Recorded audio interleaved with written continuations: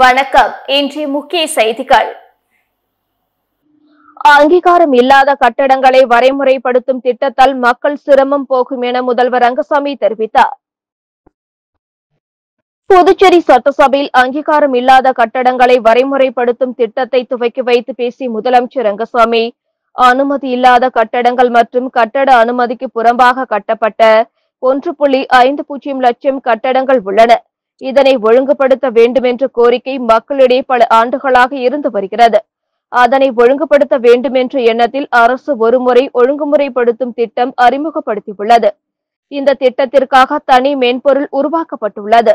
அதில் ஆன்லைன் மூலம் விண்ணப்பித்து மக்கள் பயன்படுத்திக் கொள்ளலாம். கட்டணம் விண்ணப்பித்த அவர்களுக்கு கட்டடங்களை ஒழுங்குமுறைப்படுத்திக் கொள்ள அனுமதி வழங்கப்படும்.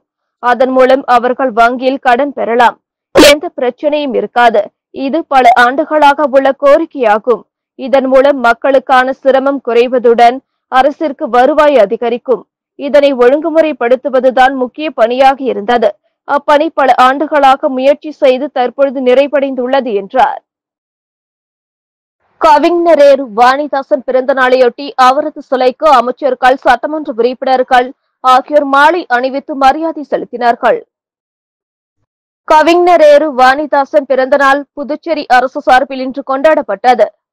இதனையொட்டி பாரதி பூங்காவில் அமைந்துள்ள அவரது திருவுருவ சிலைக்கு பொதுப்பணித்துறை அமைச்சர் லட்சுமி நாராயணன், அமைச்சர் ஜான்குமார், அரசு கொறடா ஏகேடி ஆறுமுகம், சட்டமன்ற உறுப்பினர்கள் சரவணன் குமார், பாஸ்கர் என்கிற தட்சிணாமூர்த்தி, லட்சுமிகாந்தன் ஆகியோர் மலர் தூவி மரியாதை செலுத்தினர். அங்கீகாரம் இல்லாத கட்டடங்களை இணையம் வழியாக விண்ணப்பம் பெற்று வரைமுறைப்படுத்தும் திட்டத்தை முதல்வர் ரங்கசாமி துவக்கி வைத்தார். புதுச்சேரியில் அங்கீகாரமின்றி கட்டப்பட்ட வீடுகளில் எண்ணிக்கை பெருகி வந்த சூழ்நிலையில் வீட்டு உரிமையாளர்கள் பல்வேறு சிக்கல்களை சந்தித்து வந்தனர். குறிப்பாக வீடுகள் மீது வங்கிகளில் அவசரத்திற்கு கடன் வாங்க முடியாமல் திண்டாடி வந்தனர். இந்த நிலையில் புதுச்சேரி அரசு அங்கீகாரம் இல்லாத வீடுகளை ஒருமுறை திட்டத்தின் கீழ் வரைமுறைப்படுத்த முடிவு செய்து அண்மையில் அரசாணை வெளியிட்டுள்ளது. அடுத்த கட்டமாக இணையம் வழியாக விண்ணப்பம் பெற்று அங்கீகாரம் இல்லாத கட்டடங்களை வரைமுறைப்படுத்தும் திட்டத்தை முதல்வர் ரங்கசாமி சட்டசபையில் துவக்கி வைத்தார். இந்த வாய்ப்பினை பயன்படுத்திக் கொண்டு அங்கீகாரம் இல்லாத கட்டடங்களை பொதுமக்கள் வரைமுறைப்படுத்திக் கொள்ளலாம். இந்த நிகழ்ச்சியில் சட்டப்பேரவைத் தலைவர் செல்வம், அமைச்சர் லட்சுமி நாராயணன், சட்டமன்ற உறுப்பினர் பாஸ்கர் என்கிற தட்சிணாமூர்த்தி உட்பட துறை அதிகாரிகள் கலந்து கொண்டனர். உசுட்டேரி முதல் பொறையூர் வரை ரூபாய் 6 லட்சம் மதிப்பில் அமைக்கப்பட்ட புதிய மின் கம்பங்கள், மின் விளக்குகளை தொகுதி சட்டமன்ற உறுப்பினர் சரவணன் குமார் மக்கள் பயன்பாட்டிற்காக அர்ப்பணித்தார். புதுச்சேரி அரசு மின்துறை மூலம் ஊசுடு தொகுதிக்குட்பட்ட ஊசுடு முதல் பொறையூர் வரை ரூபாய் 6 லட்சம் மதிப்பில் 14 புதிய மின்கம்பங்கள் மற்றும் புதிய மின் விளக்குகள் அமைக்கப்பட்டு அதன் துவக்க விழா இன்று நடைபெற்றது. விழாவில் சிறப்பு விருந்தினராக தொகுதி சட்டமன்ற உறுப்பினர் சரவணன் குமார் கலந்து கொண்டு புதிதாக அமைக்கப்பட்ட மின்கம்பம் மற்றும் விளக்குகளை மக்கள் பயன்பாட்டிற்காக அர்ப்பணித்தார். இந்த நிகழ்ச்சியில் துறை அதிகாரிகள், தொகுதி பாஜக நிர்வாகிகள் உட்பட பலர் கலந்து கொண்டனர். புதுச்சேரி முன்விரோதம் காரணமாக 5 பேர் சேர்ந்து கொடூரமாக தாக்கியதில் மருத்துவமனையில் சிகிச்சை பெற்று வந்த நபர் உயிரிழந்ததால் அதனை கொலை வழக்காக மாற்றி போலீசார் விசாரணை மேற்கொண்டு வருகின்றனர். புதுச்சேரி பனையடிக்குப்பம் வையாபுரி நகரை சேர்ந்தவர் ராஜகுரு. இவருக்கும் அதே பகுதியை சேர்ந்த தினேஷ் பாபு என்பவருக்கும் முன்விரோதம் இருந்ததாக கூறப்படுகிறது. இந்த நிலையில் பனையடிக்குப்பம் சாலை அருகே உள்ள மீன் குட்டையில் ராஜகுரு ரத்த காயங்களுடன் நேற்று காலை மயங்கி கிடந்தார். அவ்வழியாக சென்றவர்கள் பார்த்து கரையாம்பத்தூர் போலீசாருக்கு தகவல் தெரிவித்தனர். சம்பவ இடத்திற்கு விரைந்து வந்த போலீசார் அவரை மீட்டு புதுச்சேரி அரசு மருத்துவமனையில் சேர்த்தனர். மேலும் இது தொடர்பாக போலீசார் வழக்கு பதிவு செய்து விசாரணை நடத்தினர்.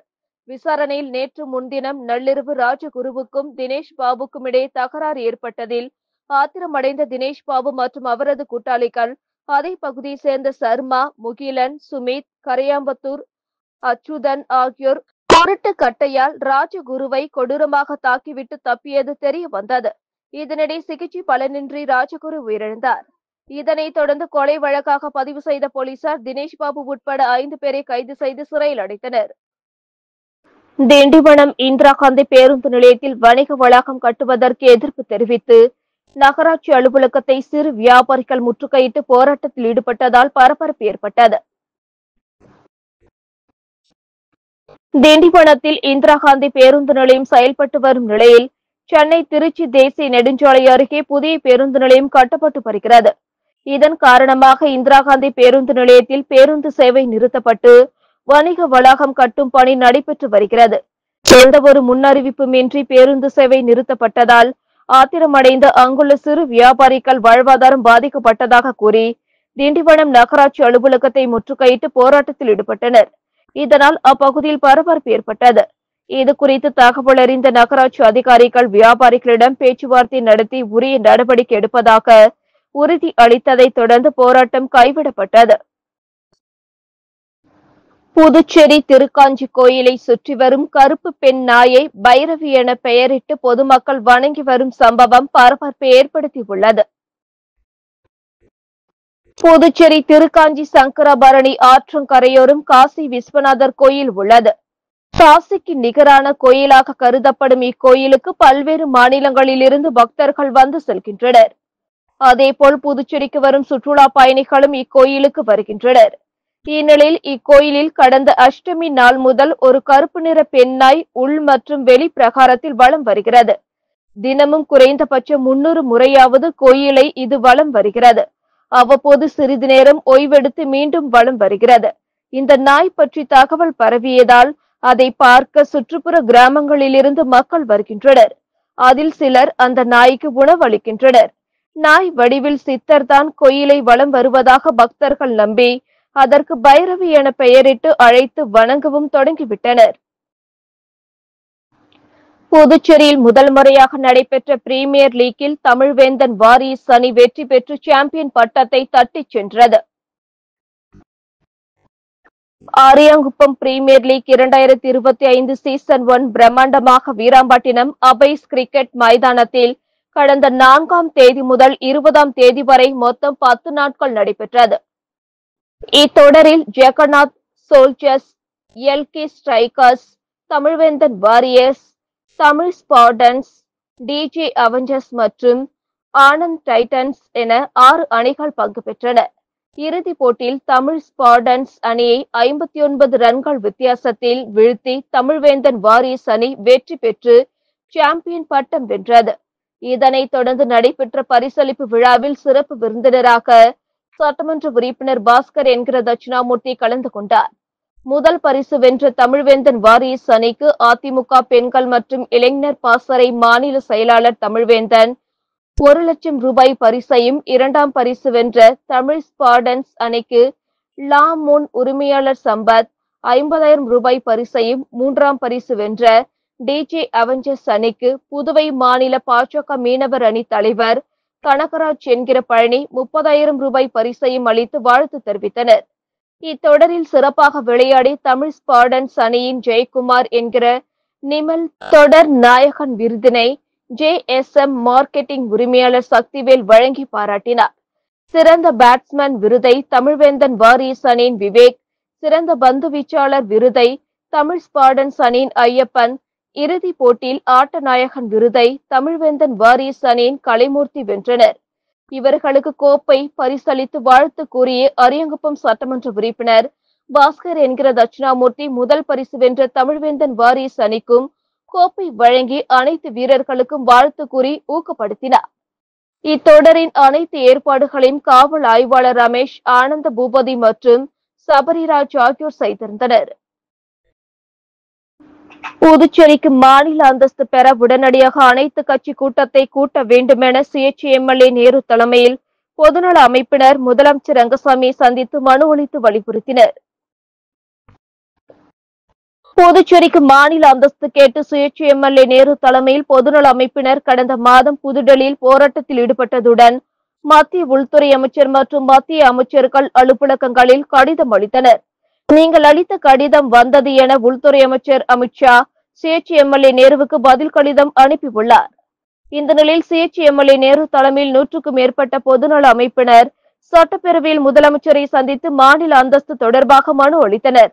இதனைத் தொடர்ந்து முதல்வரிடம் பேசிய அவர்கள், தற்பொழுது நாடாளுமன்ற கூட்டத்துடன் நடைபெற்று வரும் நிலையில் யூனியன் பிரதேசமான ஜம்மு காஷ்மீருக்கு மாநில அந்தஸ்து கோரிக்கை எழுந்துள்ளது.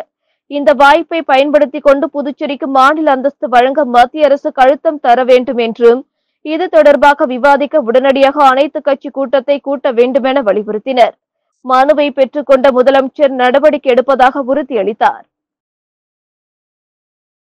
மீன்பிடி தடை காலத்தில் பதிவு பெற்ற மீன்பிடி விசை படகுகளுக்கு பழுது நீக்குவதற்கு உதவியாக ரூபாய் 33 லட்சம் மானியத்தை விசைப்படகு உரிமையாளர்கள் சங்கத்தினரிடம் முதல்வர் ரங்கசாமி வழங்கினார். புதுவை அரசு மீன்வளம் மற்றும் மீனவர் நலத்துறை சார்பில் ஆண்டுதோறும் மீன்பிடி தடை காலத்தில் பதிவு பெற்ற மீன்பிடி விசைப்படகுகளுக்கு பழுது நீக்குவதற்கு உதவியாக இந்த நிதி உதவியை முதல்வர் ரங்கசாமி வழங்கினார். மரம், இரும்பு, ஃபைபரால் ஆன விசைப்படகுகளுக்கு ரூபாய் 30,000 சிறிய விசைப்படகுகளுக்கு ரூபாய் 20,000 வீதம் கடந்த 2023 முதல் 2024 நிதியாண்டில் இருந்து வழங்கப்பட்டு வருகிறது.